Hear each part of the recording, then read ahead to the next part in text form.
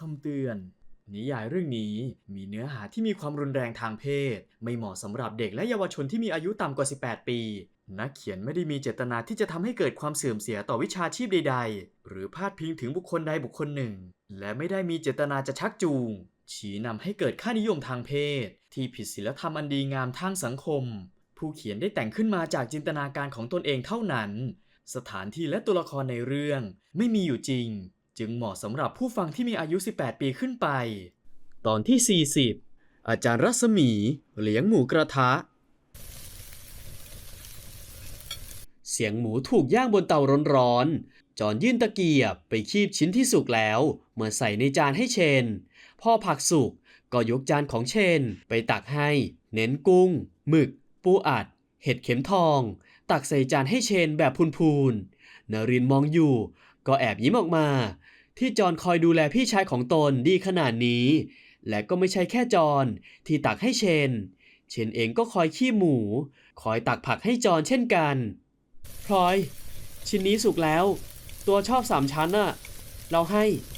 มองพี่ๆทั้ง2 คนอยู่นานนารินก็หันมาขี้หมูให้พลอยด้วยนี่กุ้งตัวนี้สุกแล้วเดี๋ยวเราแกะให้รอแป๊บนะพลอยคีบกุ้งตัวโตๆออกมาแกะแล้วจิ้มน้ำจิ้มยื่นให้นารินต่างคนต่างคอยดูแลกันจนอาจารย์รัศมีอดที่จะยิ้มเอ็นดูในความน่ารักของลูกศิษย์ไม่ได้เอ้าไม่เห็นมีใครตักให้ครูบ้างเลยทีนี้แหละทุกคนก็เลยพร้อมใจกันทั้งคีบหมูคีบหมึกคีบกุ้งให้อาจารย์กันยกใหญ่นี่หมึกตัวนี้ผมให้อาจารย์แม่เลยนะครับสุกกำลังดีเลยครับขออนุญาตนะครับผมจอนหยิบจานของอาจารย์มาตักทุกอย่างใส่ลงไปโดยเน้นไปที่หมึกตัวโตๆทำเอาอาจารย์หัวเราะครูพูดเล่นลูกพวกเธอกินกันให้อร่อยเถอะถ้าไม่พอสั่งเพิ่มได้เลยนะวันนี้ครูเลี้ยงไม่อั้นเจ้าแม่สายเปย์บอกออกมาเรียกเสียงเฮของทุกคนดังลั่นกลิ่นหอมๆของหมูกระทะลอยฟุ้งไปทั่วจนพนักงานในร้านผลัดกันออกมาร่วมแจมด้วยซึ่งอาจารย์รัศมี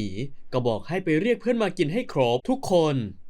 จนกระทั่งกินเสร็จก็เป็นเวลาที่ทุกคนจะให้ของขวัญกับเชนเพื่อแสดงความยินดีกับเขานายธนาครูดีใจด้วยนะครูภูมิใจในตัวเธอมากจริงๆวันนี้ครูเตรียมของขวัญมาให้เธอด้วยสำหรับความสำเร็จก้าวแรกถ้าผ่านรอบคัดตัวครูจัดหนักกว่านี้แน่นอนอาจารย์บอกในตอนที่ยื่นกล่องของขวัญสีแดงเรียบหรูทรงยาวที่ติดโบผ้าสีเดียวกันมาให้ขอบคุณอาจารย์มากครับจริงๆแค่อาจารย์จัดงานเลี้ยงให้ผมก็ขอบคุณมากแล้วครับเชนยกมือไหว้พลางรับกล่องจากมืออาจารย์มาถือเอาไว้งานเลี้ยงก็ส่วนงานเลี้ยงแค่นี้เล็กน้อยมากครูต้องมีของขวัญให้เธออยู่แล้วแต่เอาไว้ขึ้นไปถึงบนห้องค่อยเปิดนะต่อไปนี้ครูจะขอให้เธอตั้งใจฝึกซ้อมเพื่อรอบต่อไปครูจะคอยเป็นกำลังใจให้เธอเสมอนะลูกครูเชื่อว่าเธอทำได้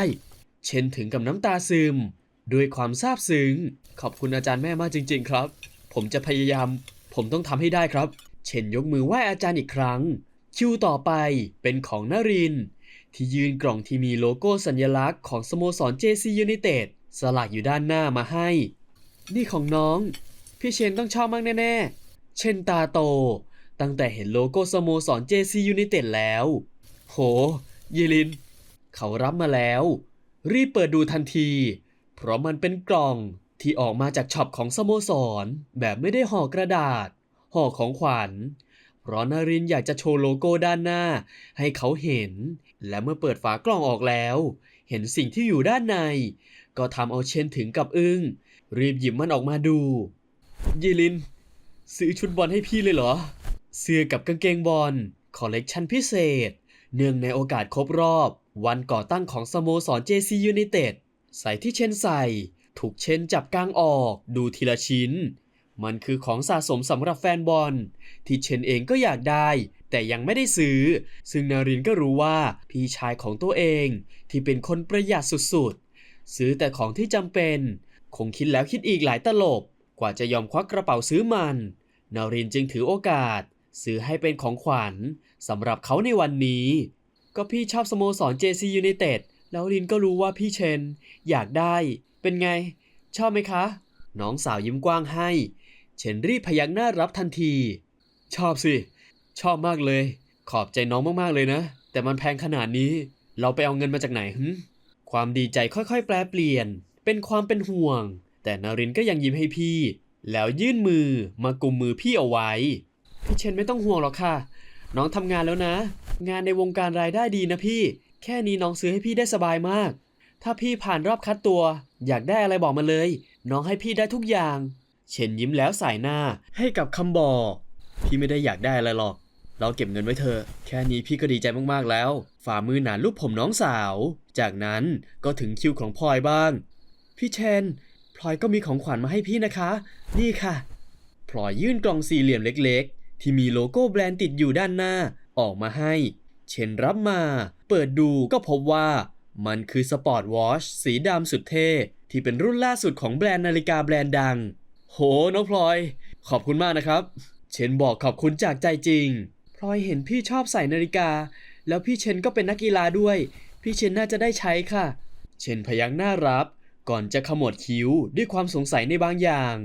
เดี๋ยวนะครับอาจารย์แม่ยายลินน้องพลอยผลเพิ่งออกเมื่อ4 โมงเย็นว่าผมผ่านรอบแรกแล้วทุกคนมีเวลาเตรียมของขวัญให้ผมได้ยังไงครับพอเขาถามแบบนั้นทุกคนก็มองหน้ากันยิ้มใครว่าพวกเราเพิ่งจะมาเตรียมกันวันนี้ล่ะอาจารย์แม่บอกออกมาให้เชนทำหน้างงเข้าไปใหญ่ยังไงครับอาจารย์ ก็ทุกคนเชื่อมั่นในตัวเธอว่าเธอจะต้องทำได้พวกเราก็เลยเตรียมซื้อของขวัญเอาไว้ให้เธอก่อนหน้านี้แล้วนะสิพอได้ฟังอย่างนั้นเชนก็ยิ่งซาบซึ้งมากขึ้นกว่าเดิมหลายเท่าขอบคุณมากนะครับขอบคุณทุกคนมากจริงๆหัวใจของเชนในตอนนี้พองโต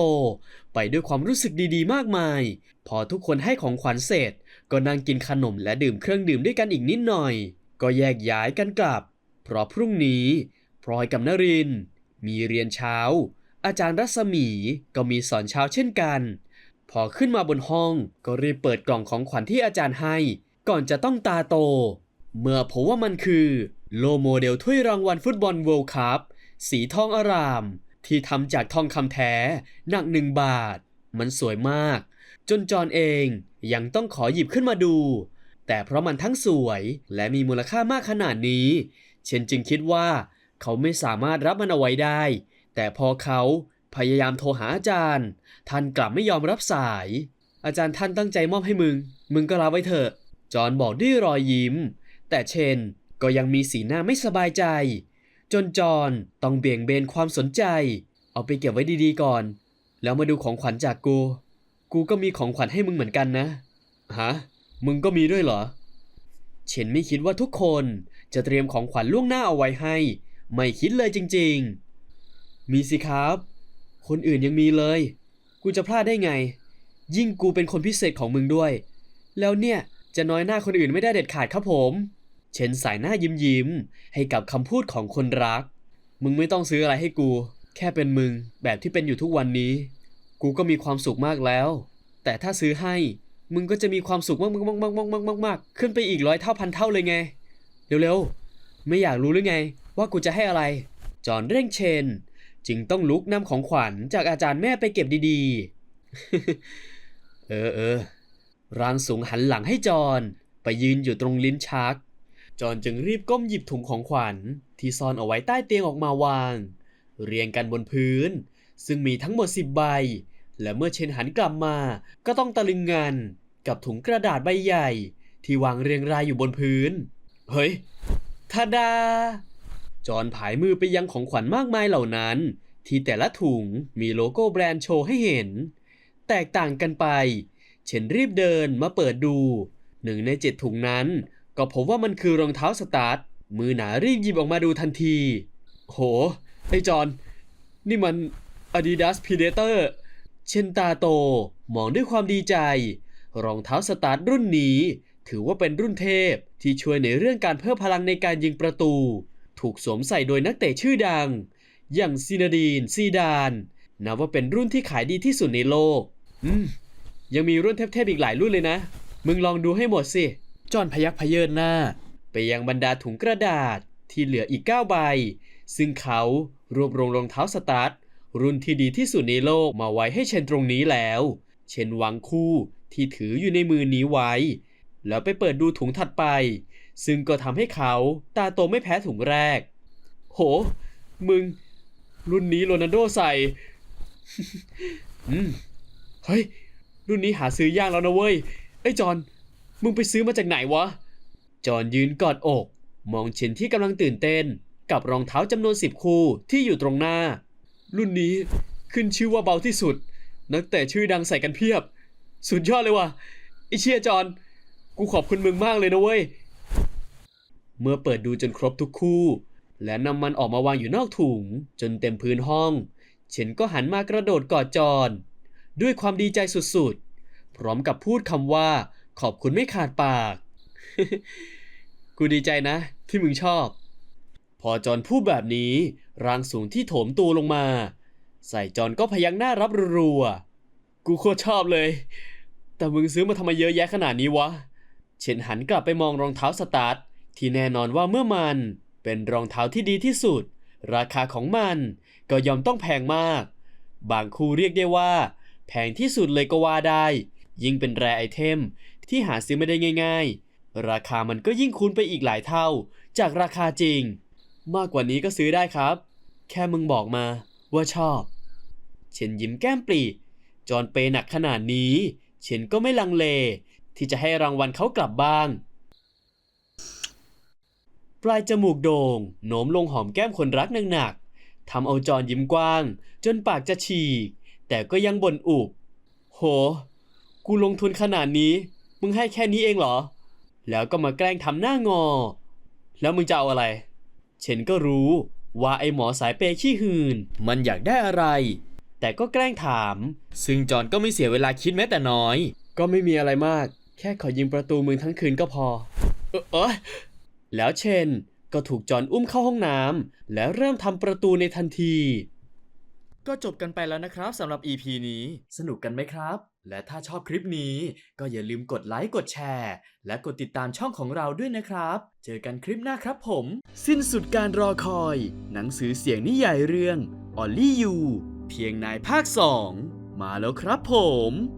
ด้วยปมในอดีตที่ไม่อาจลืมเลือนทำให้เชนผู้ซึ่งไม่ได้ทำอะไรผิดเลย